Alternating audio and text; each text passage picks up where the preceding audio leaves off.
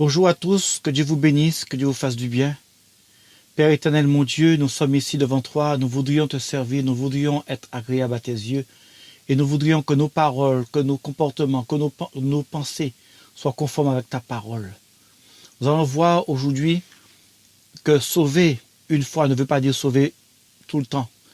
Parce qu'il y a de ceux qui sont sauvés, que Dieu appelle à son service comme Judas, Dieu l'a appelé, et Judas a abandonné Dieu.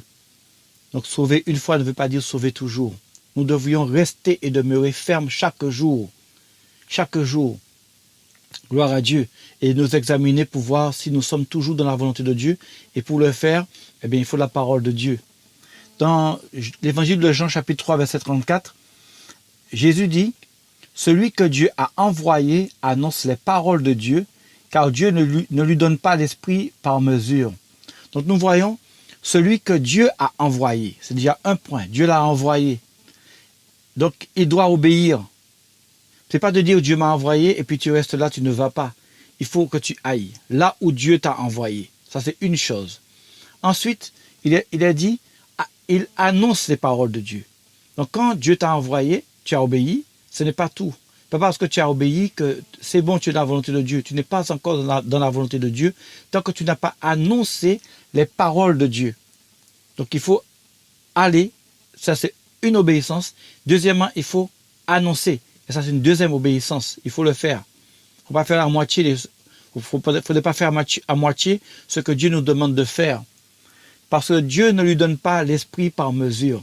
Donc là, il s'agit bien entendu de Jésus-Christ que Dieu a envoyé. C'est un point. Et le deuxième point, c'est que Dieu lui demande d'annoncer et devra obéir. Donc nous qui avons été envoyés, nous ne devrions pas nous contenter de dire Dieu m'a envoyé, mais nous devrions encore annoncer ce que Dieu nous demande de dire et non dire des choses de nous-mêmes. Et puis il y a aussi un autre point, parce que nous savons que la parole de Dieu dit, il y a beaucoup d'appelés, mais il y a peu d'élus. Le fait que tu as été appelé ne veut pas dire que tu es élu. Puisqu'il y a beaucoup d'appelés, il y a peu d'élus. Donc tu as été appelé, c'est un point. Maintenant, il faut persévérer pour être aussi élu. Gloire à Dieu.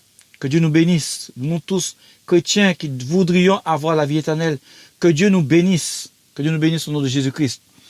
Il y a un deuxième point, nous allons voir, dans Ésaïe chapitre 41, verset 11. « Mais toi, Israël, tu es mon serviteur. » Écoutez bien, hein, tu es mon serviteur. « Et toi, Jacob, tu es celui que j'ai élu, la race d'Abraham, qui m'a aimé. Toi que j'ai pris des extrémités de la terre et que j'ai appelé parmi ses nobles.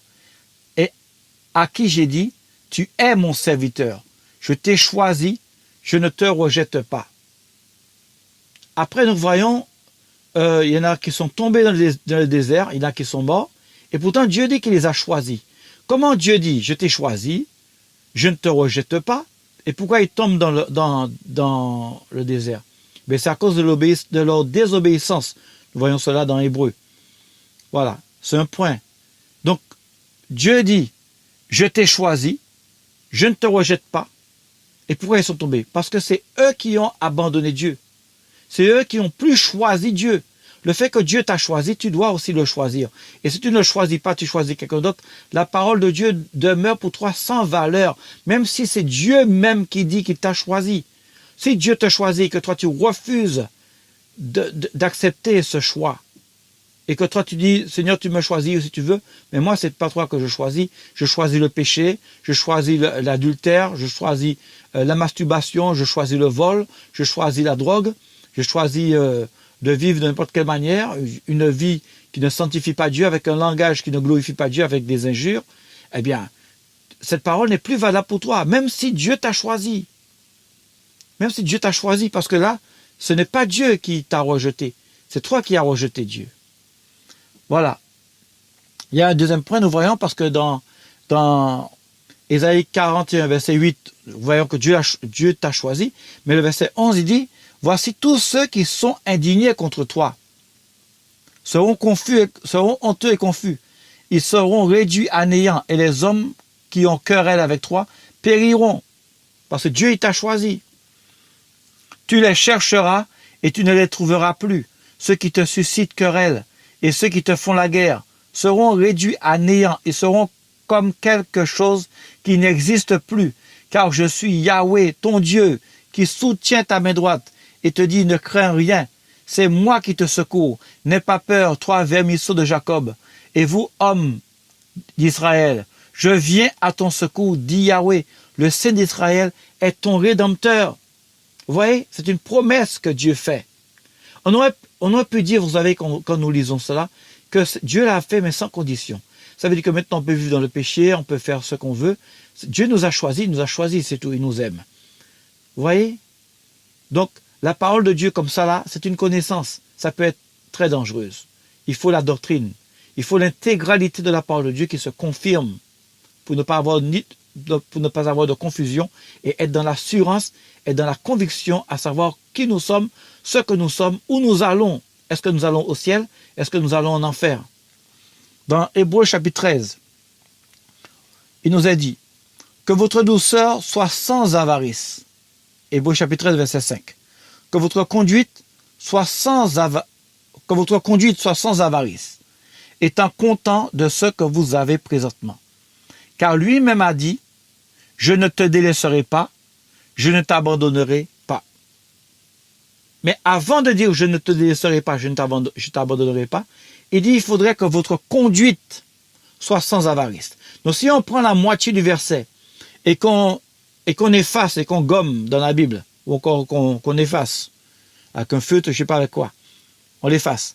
La partie qui dit que votre conduite soit sans avarice, étant content de ce que vous avez présentement. On efface ça.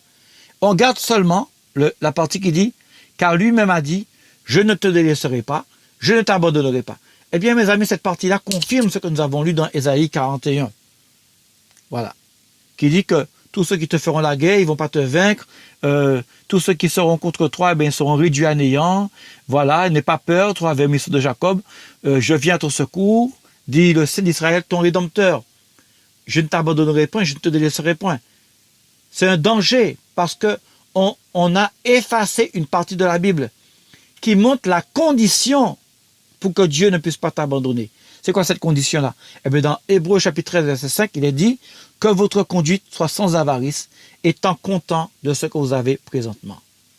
Ne soyez pas avares. Contentez-vous de ce que vous avez. N'ayez pas en votre cœur l'amour de l'argent.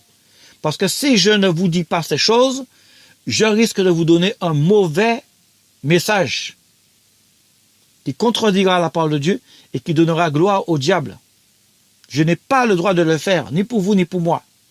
Parce que je veux aller au ciel et je parle pour que tu puisses aussi aller au ciel ou encore vouloir aller au ciel. Donc on va voir un autre verset encore, dans Proverbe chapitre 1er, verset 24. Parce que je crie, Dieu qui parle, et que vous refusez d'entendre. Parce que j'étends ma main et que personne n'y prend garde.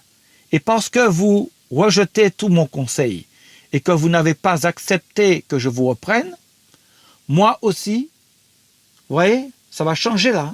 Ce ne sera pas « je ne te délaisserai pas, je ne t'abandonnerai point ». Ce sera moi aussi, dans Proverbe chapitre 1er, verset 26, « Moi aussi, je rirai quand vous serez dans le malheur, je me moquerai quand la terreur viendra sur vous. » Donc quand vous entendez « je serai avec toi, je te bénirai » ou encore le contraire, je rirai quand vous serez dans le malheur, je me moquerai quand la terreur viendra sur vous, il ne faut pas tout mélanger. Il y a une condition pour chaque chose. Lorsque tu seras dans le malheur, Dieu va rire. Pourquoi? Parce que on a méprisé sa parole. C'est ça qu'il dit, parce qu'il a crié. Et on a refusé d'entendre sa parole. On a refusé de l'entendre. Et dans Jacques chapitre 4, verset 4, la parole de Dieu nous dit, hommes et femmes adultères. Vous voyez, cette parole ne s'adresse pas à tout le monde. Cette parole s'adresse aux hommes et aux femmes qui sont dans l'adultère. Alors, écoutez ça. Jacques chapitre 4, verset 4. Hommes et femmes adultères, ne savez-vous pas que l'amitié du monde est inimitié contre Dieu? Celui donc qui veut être ami du monde se rend ennemi de Dieu. Pensez-vous que l'Écriture parle en vain? L'esprit qui habite en vous inspire-t-il à l'envie? Celui qui veut être ami du monde, il se rend personnellement, c'est moi qui ajoute personnellement, c'est marqué simplement il se rend. il se rend, c'est lui-même, c'est lui, il se rend ennemi de Dieu. Pourquoi? Parce qu'il veut être ami du monde. Il n'a pas dit qu'il veut être ennemi de Dieu. Il a dit simplement qu'il veut être ami du monde. Il aime le monde, il veut vivre selon le monde, dans le péché du monde, mais il aime Dieu. Eh bien, il s'est déjà rendu ennemi de Dieu. Qu'il le sache, qu'il ne le sache pas, le fait simplement d'être ami du monde, la Bible dit, la parole de Dieu dit, qu'est-ce qu'il dit? C'est Jacques qui a reçu cette parole-là du Seigneur.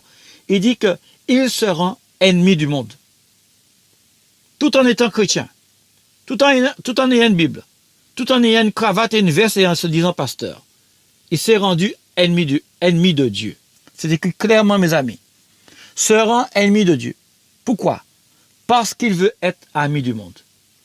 Et dans Hébreux chapitre 12, verset 28, c'est pourquoi, saisissant le royaume qui ne peut pas être ébranlé, retenons la grâce par laquelle nous servions Dieu, en sorte que nous lui soyons agréables, avec respect et avec crainte, car notre Dieu est aussi un feu dévorant.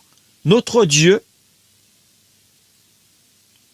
chacun peut donner la définition de Dieu. Il est amour, il est merveilleux, il est glorieux, il est incomparable, il est imbattable, il triomphera tout le temps, il nous a sauvés, il nous a démontré son amour, il est vraiment rempli de charité, rempli de compassion, rempli d'amour, rempli de bonté. Il est écrit, il est aussi, dans Hébreux chapitre 12, verset 28. Non, pardon. Oui, c'est bien ça. Hébreux chapitre 12, verset 28. Dieu est aussi un feu dévorant. Il est bon, il est merveilleux, c'est vrai. Mais le fait de dire aussi, ne veut pas dire qu'il n'est pas uniquement un feu dévorant, mais il est aussi un feu dévorant. C'est important de le savoir. Donc, il est un feu dévorant pour qui? Eh bien, nous l'avons vu dans tous les versets que j'ai lu, que vous pouvez lire aussi dans votre Bible. Il y a une condition. Dieu est un feu dévorant pour ceux qui n'obéissent pas à sa parole, qui méprisent sa parole. Et Dieu, il est rempli de bonté pour ceux qui aiment sa parole. Regardons dans Romains chapitre 2, le verset 5. Mais par ta dureté et par ton cœur qui est sans repentance. Là, cette parole s'adresse à ceux qui ont de la dureté et qui ont un cœur sans repentance. Ils ne demandent pas pardon au Seigneur. Ils ont un langage, ils ont fauté, donc ils vont dire, bon, écoute, on n'en parle plus, on oublie, mais ils ne vont pas dire le mot pardon, parce que ce mot-là va devenir, vous allez voir, dans le temps où nous sommes, va devenir très, très, très difficile à prononcer. Déjà, moi, pour ma part, je vais sauver mon âme. Seigneur, je te demande pardon pour tout ce que j'ai fait qui a été mal à tes yeux, pour tout mauvais regard, toute mauvaise pensée, toute mauvaise action. Pardonne-moi, Père, au nom de Jésus-Christ. Amen. Voyez, par ta dureté et par ton cœur qui est sans repentance, tu t'amasses la colère pour le jour de la colère et de la révélation du juste jugement de Dieu, qui rendra à chacun selon ses œuvres, à savoir la vie éternelle à ceux qui, en persévérant dans les bonnes choses, cherchent la gloire et l'honneur et l'immortalité. Mais il y aura de l'indignation et de la colère contre ceux qui ont un esprit de parti et qui sont rebelles à la vérité et à l'obéissance et obéissent à l'injustice. Et qui sont rebelles à la vérité et obéissent à l'injustice. Vous voyez? Mais il y aura de l'indignation et de la colère contre ceux qui ont un esprit de parti. Il y aura de la colère pour eux. La colère de Dieu. Dieu va se mettre en colère contre eux. Lisez dans votre Bible. Je vous dis, vous écoutez des prédications sur Internet, même moi, vous m'écoutez, mais lisez votre Bible pour voir si ce que je vous dis n'est pas n'importe quoi. Regardez bien dans Romains chapitre 2, verset 5, pour voir si je ne vous dis pas n'importe quoi. La colère contre ceux qui ont un esprit de parti, contre ceux qui sont rebelles à la vérité, contre ceux qui obéissent à l'injustice. Pourtant, Dieu donne la vie éternelle à ceux qui persévèrent dans les bonnes œuvres. Il ne donne pas la vie éternelle à tout le monde. Il donne la vie éternelle à ceux qui font des bonnes œuvres et qui demain feront encore de bonnes œuvres et après demain feront encore de bonnes œuvres. Ils vont persévérer dans les bonnes œuvres. C'est eux qui auront la vie éternelle. Le fait que je sois aujourd'hui tout près de Dieu ne fera pas de moi un homme juste demain. Demain, je devrais encore me repentir pour persévérer dans les bonnes œuvres. Les bonnes œuvres que je fais aujourd'hui, je devrais encore en faire demain, de bonnes œuvres demain. Que Dieu vous bénisse, que Dieu vous garde. Voilà. Eh bien, si je fais ça, je cherche la gloire, je cherche l'honneur et je cherche l'immortalité. L'immortalité, la vie éternelle, c'est l'immortalité. Si vous voulez chercher le dictionnaire, vous allez voir que l'immortalité, c'est la vie éternelle.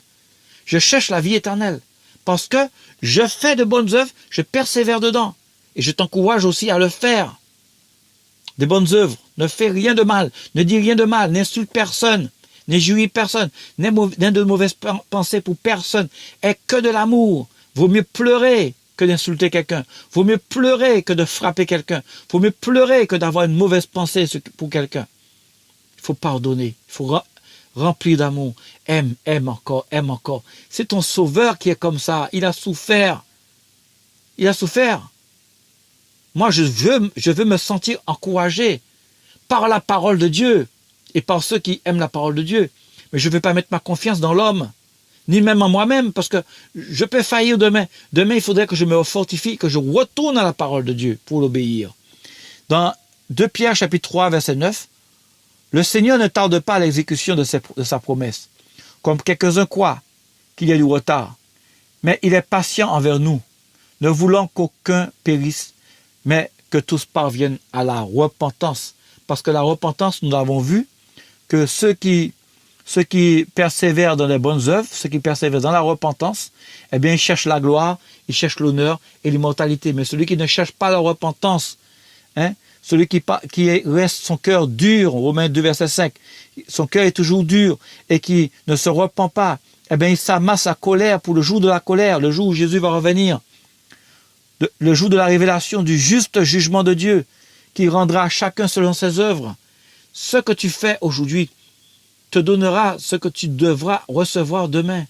Si tu fais le bien, tu recevras du bien. Si tu fais le mal, tu recevras le mal.